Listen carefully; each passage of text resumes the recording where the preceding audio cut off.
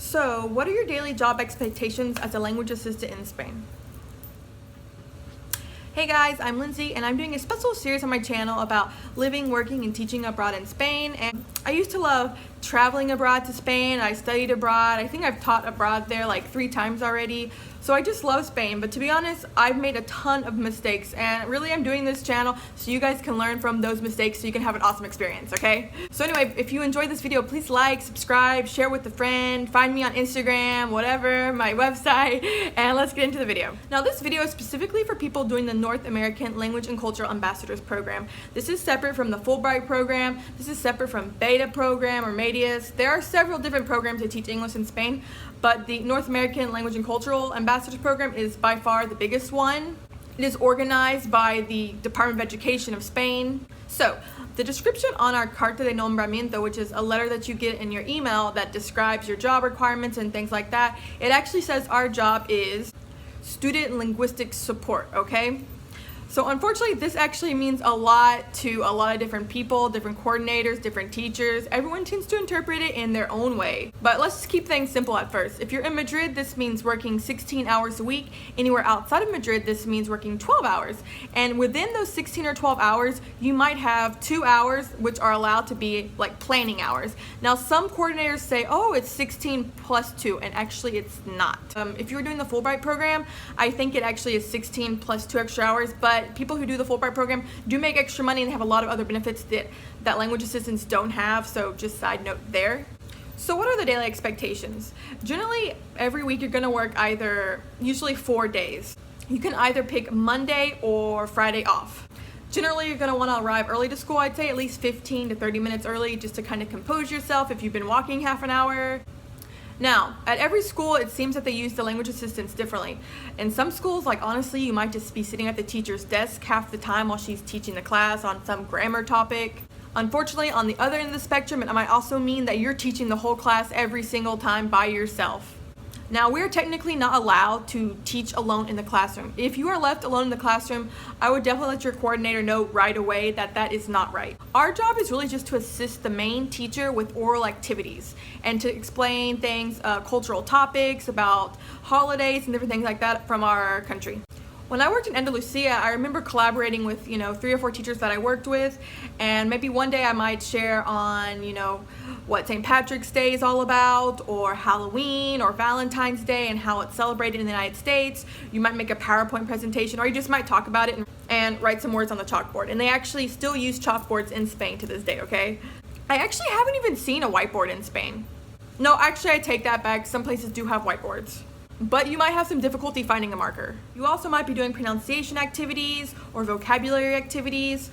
I also remember one time the teacher, she might say, hey, next week we're gonna be doing the present perfect. Can you write like a little story about you going to the mall with your friends, or just a funny story with like 10 gaps in there that could be used to put like a past perfect verb in there, something like that. So she would ask me to come up with the story. I also taught English terms in math class, so I might say different words like, okay, add, subtract, divide, multiply, just different English terms for math. I might demonstrate how to say an equation in English in math class. But honestly, in math class, they didn't really use me that often. Now, when I was working in Madrid, I remember they would ask me to take small groups out of the classroom 2 or 3 times during the class, or maybe 10 or 15 minutes, just to go over some different oral topics, like tell me about yourself, what's your favorite sport, what do you want to do when you graduate from high school, do you want to go to college, if you could visit anywhere in the United States, where would you visit?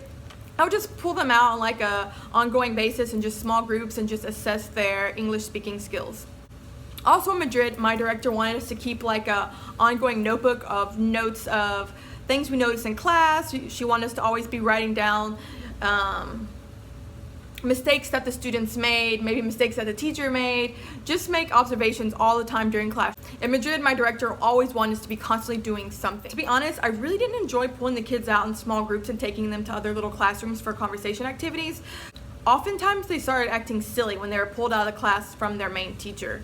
So if the teacher said, hey, do you want to do it in the back of the classroom in a small group in a corner? I said, yes, definitely. That way, even though it does get kind of noisy in class, It was more manageable in the small group in the back of the class. The main thing is to be helping the teacher, but not teaching every single class by yourself.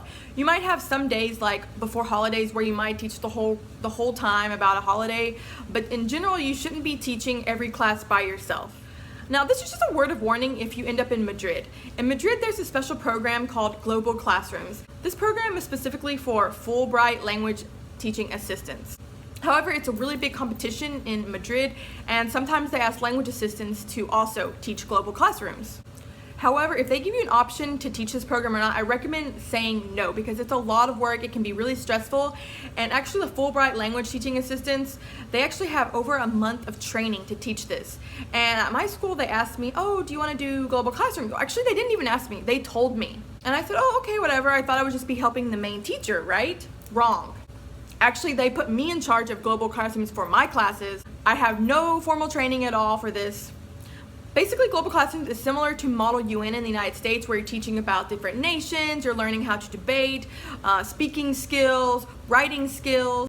And honestly, I was okay. I was cool with it. I was like, okay, I'll help out with that. And then when the day came, the next day, for me to actually give the class, the teacher was like, okay, all you. And I was like, wait, what, me? What? I thought this was your classroom.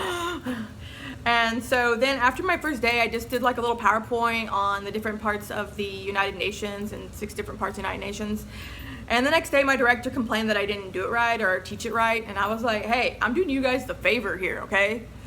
Later, I found out that Global Classrooms is actually a separate program, and those Fulbright teachers actually get paid $1,400 a month, something like that, versus the $1,000 a month, and a lot of other benefits. So to summarize, your job should really just be you helping the teacher do oral activities in the class. She teaches some, you teach some. It's a beautiful collaboration. In a perfect world. But this is Spain, and things don't always go as planned, okay? Also, you shouldn't be grading any tests or any papers, okay? That's not our job. And also, never let the teacher leave you alone with kids unless she's just going to the bathroom, but otherwise the kids are gonna go wild and crazy. Trust me, do not let the teacher leave you alone. All right, so that's all I could think of. If you have any other questions about daily expectations as a teaching assistant, just leave them in the comments below. If you have any other questions, please leave them below as well, because I really want to help you guys out, have an amazing experience. And thank you so much for watching. Please like, subscribe, share with a friend, and I'll see you guys in the next video. Thanks.